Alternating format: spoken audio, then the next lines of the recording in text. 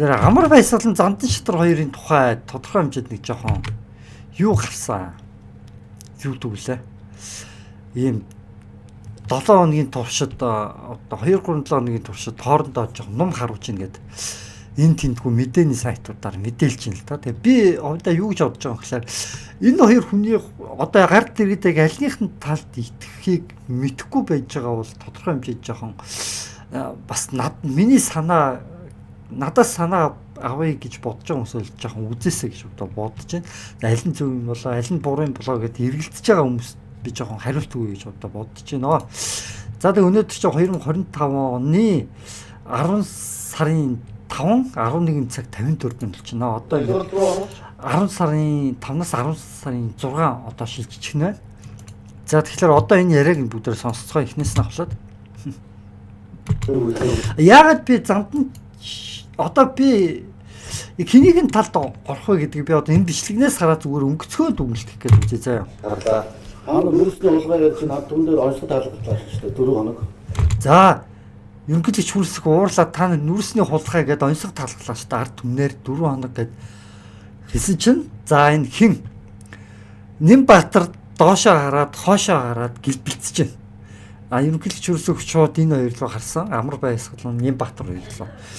За амар баясгалан бол доошоо шууд гэлбэлцэж байна. Ерөнхийдөө нэг гэмт хүн гэлбэлцэн гэдэг шиг гэлбэлцэж эхэлж байгаа нь удаа гэж би харж байна. За Нямбатар бол бүр гэлбэлцээд яг нааш харцсан. За ярдаж дээшигээ харчихдаггүй бас тийм. Харц дээшигээ бэждэггүй бас тийм. Зүгээр ийм хүн нас л харчих. Тэгээ дээрээс нь би өмнөх бичлэгүүд нь үзэж хахад зандан шатрын ярьж байгаа. Тэгээд нөгөө инх баяр илүү хин гэлээ бас нэг ямар улс төрч вэ? Тэр бас байсан шүү дээ. Нэг инх баяр илүү. Энэ нэг ямар инх баяр илээ.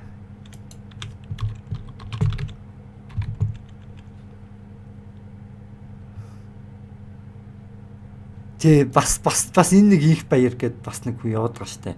Энэ хуульч илүү те. Энэ ерөнхийдөө би ярьж байгааг нь харж ирсэн. Тэгээд дандаа ингэ бичиг баримттай. Ингээ баталгаатай энэ юмнууд тэр энэ чинь нүүрсний хэрэгээ шүүжсэн хүн шүү дээ. Тийм үү? Нүүрсний хулгай хэрэгээ шүүжсэн хүн. Энэ Бямбийн их баяр гэнэ үү? Ингэдэг юм шүү дээ. Бямбийн их баяр гэдэг юм шүү дээ.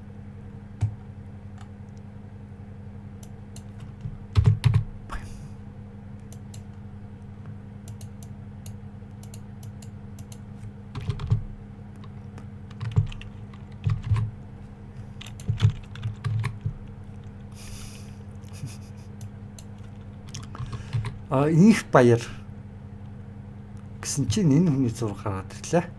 За энэ инх баяр ч гэсэн тодорхой хэмжээнд бас баримт пакттай юм ярьжсэн. Гарцаа байхгүй.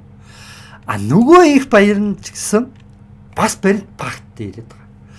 Харин үгүйсгээд байгаа яг энэ биш энэ амар баясгалангийн талхаар ямар ч пакт байхгүй. Ямар ч тийм баримт тулгаагүй юм яриад байгаа. Тэгэд би ерөнхийдөө баг хийж харсан баг ойлгомжтой хин үнэн хин худлаа яриад байгаа баг ойлгомжтой юм шүү гэж би одоо бодоо те.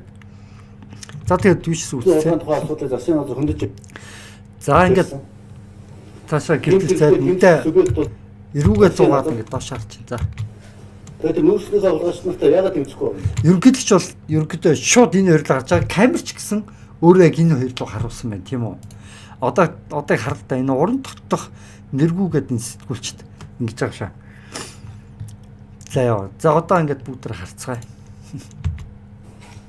Яагаад засгийн газар, яагаад хуулийн албан байгууллага гаргаж ирээд нүүрс сулгаа ясна нөхдүүдэд нэрээр нь нэрлэж болохгүй гай. Энийг ард түмэн нэрлэх ёстой юм уу? Эсвэл улс төр тэгээ ард түмэн нэрлэх ёсгүй байхгүй юу?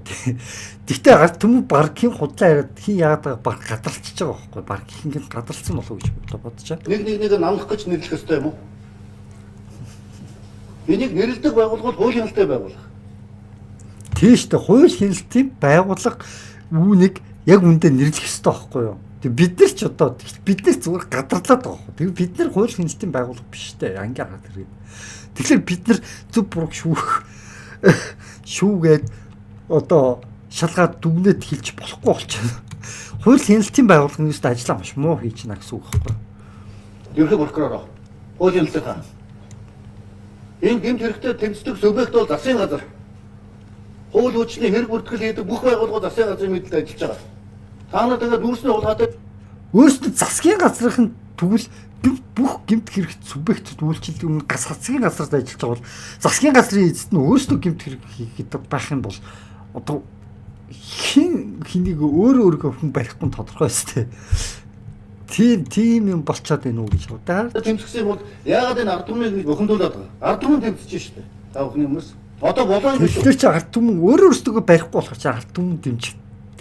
Өөрөөсдөө хин ч идэвхрэхгүй штэ. Ямар ч хүн. Тэгэхээр чи ард түмэн тэмцэхэл гэсээр аргагүй байна. Ерхий прокурор. За ерөнхий прокурор зааж байна. За гараараа хинлүү чиглүүлж байгаа Хулгай царай. дэлхийс За гараараа ерөнхийдөө хүмүүс байд юм бол та нар одоо гавлаас аваад яв. зааж байна. Ерхий прокурор. За Та нар тэр их мэдл чинь байж байгаа. Тэрийг иргэн болохоор одоо порттой нүүс ачаад явахаар барай тогтоочтой юм даа. Та нар энэ тийм штэ. Ингийн иргэнд байна штэ. Зүгээр өстөө нэрэ яадаг вүлээ бүр талаанаар картаар нүүрс олгодог штэ. 9 сарын 1-ээс эхлээл нүүрс хязгаартай.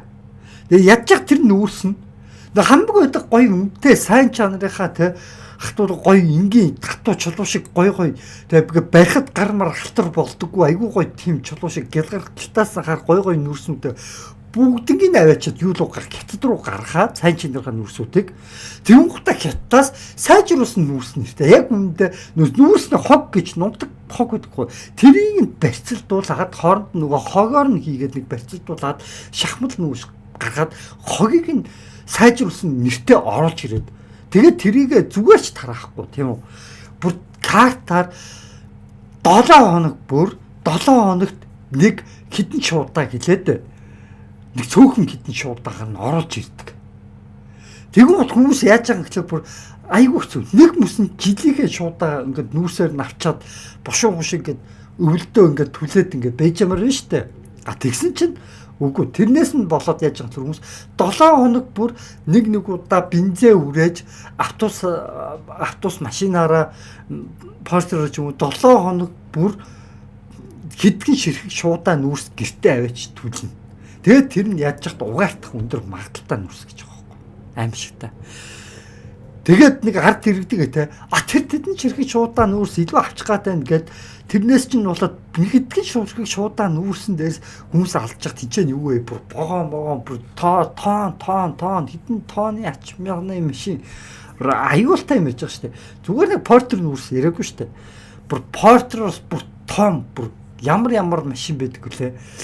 Одоо нэг портроос том айгүй том ачааны машин байд юм а тэдрий ч өгдөлээ.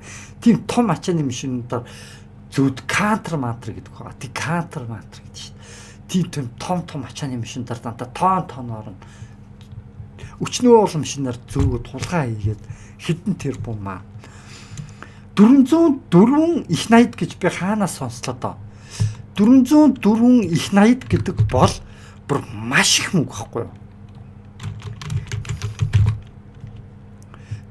4 их 80 плаза 404 их 80 мөнгөд нүүрсний хэрэг хохирол учруулсан юм уу яасан би хувьдаа хаанаас тгий сонслоод нэг тгий сонсон санагдаад байна. За.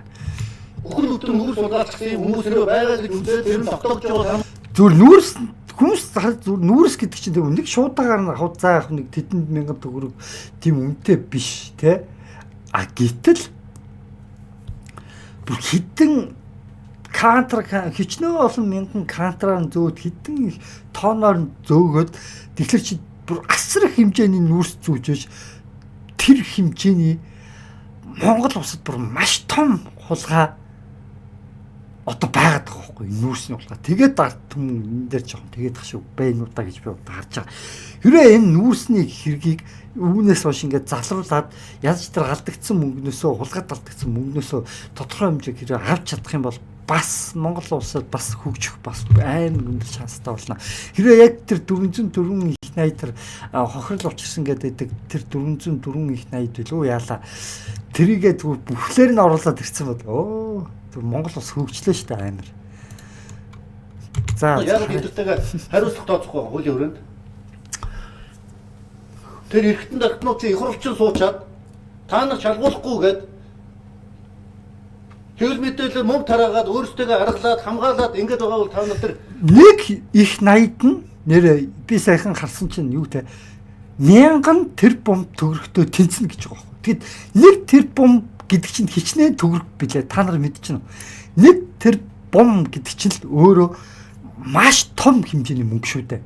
Нэг тэрбум гэдэг чинь өөрөө нэг тэрбум төгрөгтөө болчоод би одоо чи нэг тэрбум төгрөгтөө болчоод одоо би зүгээр юу зөндөө юм байгуулчихна. Баг зөндөө юм хийж чадхаар мөнгө байхгүй тэр чинь.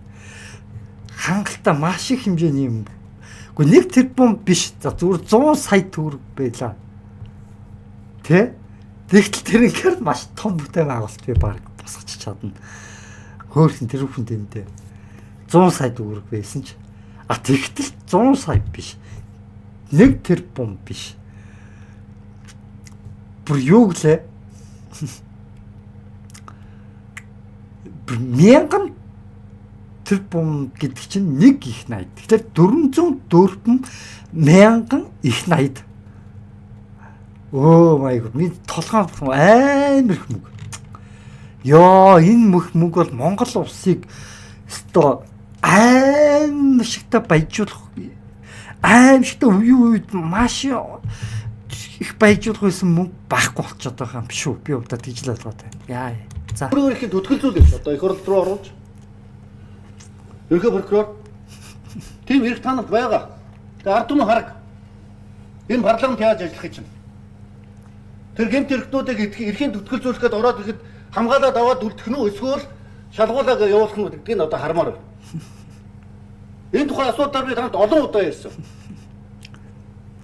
Олон удаа хэлж ярь сануулсан. За тэр хиндүү ярьж харж байгаа нь та харж байгааз.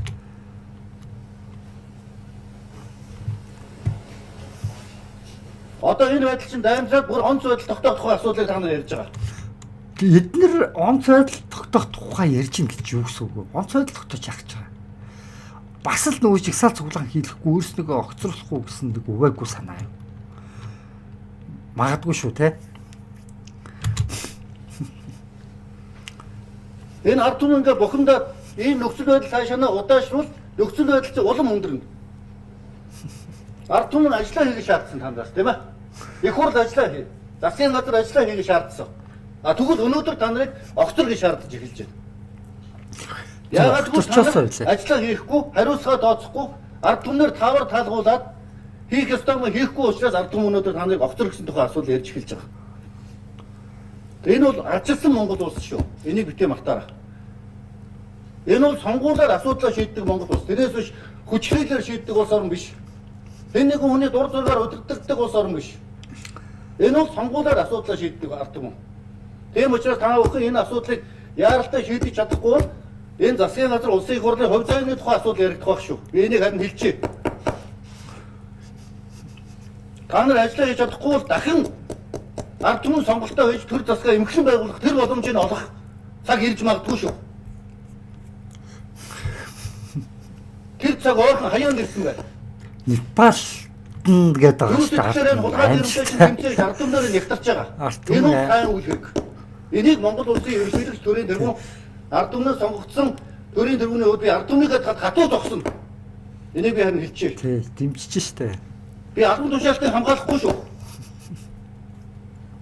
Та нэг жил гаруй харж явлаа ерөнхийлөгч. Ерөнхийлөгч засгийн газрын янз бүрийн асуудлаар би хориг тавилгүй жил гаруй явсан. Ажиллаа хийх. Хүнд хэцүү цаг үед ажиллаж байна. Асуудлаа шийдэг. Ийм үдээс төрийн тэргүүн хандсан. Одоо бол үгүй шүү. Энэ улс орны үндэсний аюулгүй байдал миний хувьд нэг номерын асуудал. Дэлхийн ертөнцөөр нөхцөл байдал хүнд байна. Бүх улс орнууд үний өсөлттэй ард түмнээр бухимдсан, амьдралын өртөг дарлал ихсчихсэн. Дэлхийгээр бухимдалтай байгаа. Түүний адилхан монголчууд бид нар бас бухимдалтай байна. Та нар шалтгаалах юм би, шалтгаалахгүй бас байгаа. Тэрийг бас ард түмэн ялгаж салгаж ойлгоно. Тийм учраас одоо та нар ажилдаа орцгоо. Тэр их мэдлэлтгүүтэйгээ хариуцлага тооц. Тэр сайд дарга нар хулгай хийчихсэн арган тушаалтнууд байдгийг бол бүгдийг тэр эрхийн татгалзуулж аваад төтгөлзүүлж шалгах прокурор байгуулах. Зөв штэ тий. Одоо эрхийн төвтгөлзүүлж Засгийн байгаа. газар харна хэрэг гадрын дарга сууж юм. Тийм ээ хуулийн сайд сууж юм. Та нар гэмт хэрэгтэй тэмцэх ёстой хүмүүс шүү.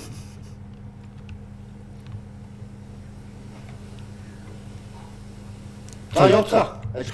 За тэгээд биднэрт хүсэн үсээгүй те одоо амар авсан зандан шатраг гэдэг ийм хоёрын аль нэгийг сонголт байгаа бол би удаа за зандан шатрыг дэмжчихъя гэж би бас удаа бодож байна. Тэгээд зандан шатрыг ер нь ард түмэн дэмжиж байгаа болов уу гэж би удаа бодож байна. За тэгээд энэ хүргээд нэмжлэх өндөрлөё.